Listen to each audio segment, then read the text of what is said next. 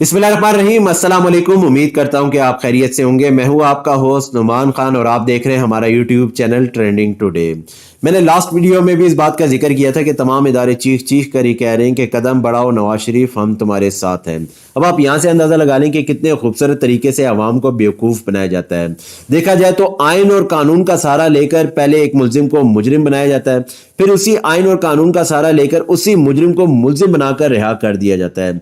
लेकिन कल के फैसले के बाद मैं तमाम अदालतों को सल्यूट पेश करता हूं, झुक के सलाम करता हूं, इवन के खराज तहसीन भी पेश करता हूं कि किस तरह 5 जजेस के फैसले को कलअदम करार देने के बाद उस फैसले को 6-1 से इंप्लीमेंट किया गया।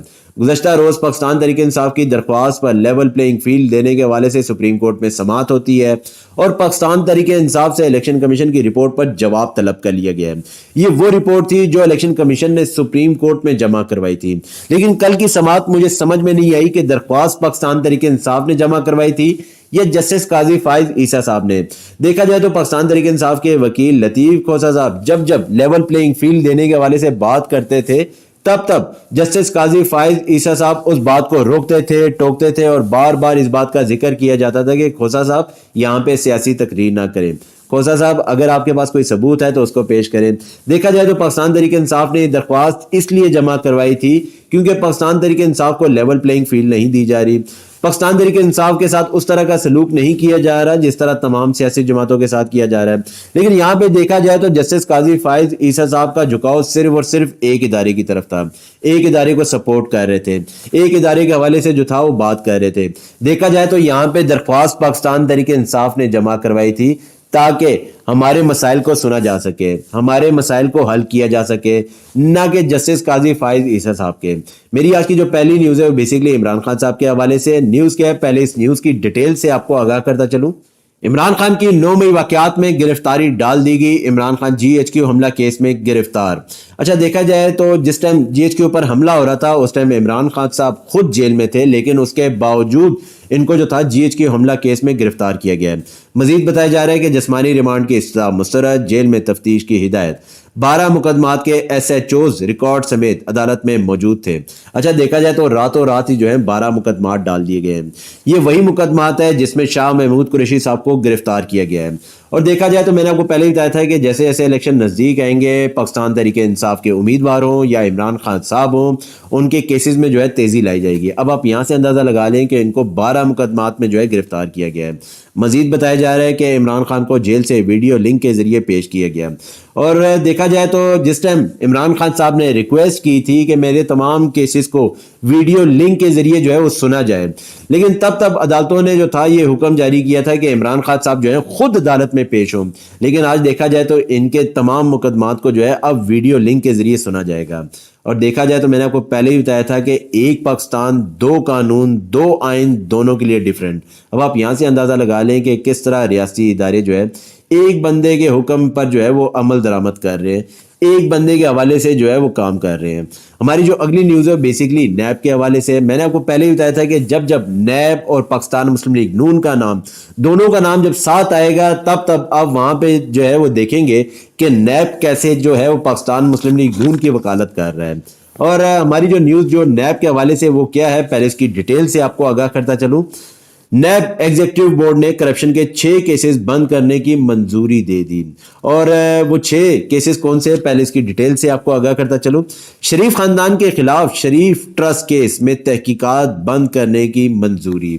और मैंने आपको स्टार्ट में बताया था कि तमाम इदारे इस टाइम चीख कर कह रहे हैं कि कदम बढ़ाओ नवाज शरीफ, हम तुम्हारे साथ हैं।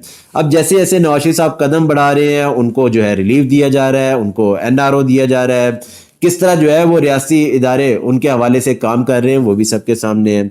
अब आप यहाँ से अंदाज़ा लगा लें कि नवाज शरीफ साहब को मज़ीद और क्या चाहिए। सिर्फ और सिर्फ उनको इक़्तिदार देने के हवाले से जो है अभी तक जो है किस तरह के काम किए जा रहे हैं वो भी सबके सामने है। किस तरह नवाज शरीफ साहब को बाहर भेजा गया, किस तरह जो था 3 हफ्तों के लिए बाहर भेजा गया था, किस तरह इलाज के बहाने बाहर भेजा गया था, वापस किस तरह लाया गया। और सबसे मुझे जो इंटरेस्टिंग बात लगी है वो ये लगी है कि नवाज शरीफ साहब ने कैसे अदालतों के सामने सरेंडर किया है। अब मुझे ये बात भी समझ नहीं आई कि नवाज शरीफ साहब ने सरेंडर किया है या अदालतों ने नवाज शरीफ साहब के सामने सरेंडर किया है। मजीद जो था खबर में बताया गया है कि IG अकबर नासिर के खिलाफ करप्शन केस की इंक्वायरी बंद करने की मंजूरी। CDA अफसरान के खिलाफ star enclave housing society inquiry बंद।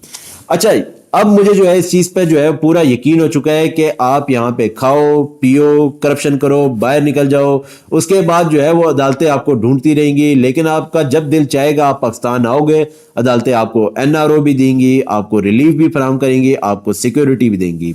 इससे ज्यादा एक पाकिस्तानी को और क्या चाहिए। हमारी जो अगली न्यूज है वो बेसिकली कागजात मुस्तरद या मंजूरी के खिलाफ अपीलों पर समाअत, और इस हवाले से क्या न्यूज है पहले इस न्यूज की डिटेल से आपको आगाह करता चलूं।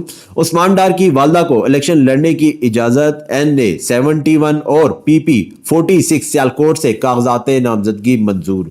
अच्छा, इनके कागजात नामजदगी पे जो थे ये इतराज उठाए गए थे क्योंकि उस्मान डार की वालदा ने जो था जायदाद की तफसीलात नहीं जमा करवाई। उसके बाद जो था इलेक्शन ट्रिब्यूनल में जो था इनकी केस को सुना गया, उसके बाद अब इनको जो है इलेक्शन लड़ने की इजाज़त दे दी गई है। मजीद जो था वो पाकिस्तान तहरीक इंसाफ के रहनुमा शानदाना गुलजार की अपील मंजूर कर ली गई है, और अब देखना है कि इलेक्शन ट्रिब्यूनल शानदाना गुलजार साहिबा के हवाले से क्या अहकाम जारी करता है। क्या शानदाना गुलजार को जो था वो इंतखाबात लड़ने की इजाज़त दी जाएगी या नहीं, ये तो आने वाला वक्त बताएगा। लेकिन देखा जाए तो शहबाज शरीफ साहब के जो है कागजात नामजदगी मंजूर कर लिए गए हैं, और इनके भी जो है कागजात नामजदगी पर ये एतराज़ात उठाए गए थे कि इन्होंने जो है जायदाद की तफसीलात सही नहीं जमा करवाई, और इलेक्शन ट्रिब्यूनल ने जो था इनके तमाम एतराज़ात जो है वो मुस्तरद किए हैं। अब शहबाज शरीफ साहब जो है वो इंतखाबात लड़ने के लिए जो है वो तैयार कर दिए गए हैं। और मजीद जो था वो बताया जा रहा है कि शेर अफजल मरवत के भी NA 32 से कागजात दुरुस्त करार, और अब जो है वो शेर अफजल मरवत साहब भी जो है इलेक्शन लड़ने के लिए जो है अहल करार दे दिए गए हैं। हमारी जो अगली न्यूज़ है वो बेसिकली पाकिस्तान मुस्लिम लीग नून के रहनुमा जावेद लतीफ़ साहब के हवाले से। जावेद लतीफ़ साहब ने जो है मीडिया को इंटरव्यू देते हुए कहा है कि इमरान खान ने जेल से इलेक्शन कमीशन मेंबरान को धमकियां दी। अच्छा, ये वो धमकियों की बात कर रहे हैं कि जिसमें इमरान खान साहब ने कहा था कि इन पर आर्टिकल 6 लगना चाहिए, और अगर इसको ये धमकी समझते हैं तो मेरे ख्याल में राना सनाउल्लाह साहब के बयान देख लें किस तरह वो जजों को धमकी दे रहे हैं। लेकिन उसके बावजूद मैंने आपको कहा ना कि इस टाइम तमाम इदारे नवाज शरीफ साहब के सामने हाथ बांध कर खड़े हैं और चीख चीख कर ये कह रहे हैं कि कदम बढ़ाओ नवाज शरीफ, हम तुम्हारे साथ हैं।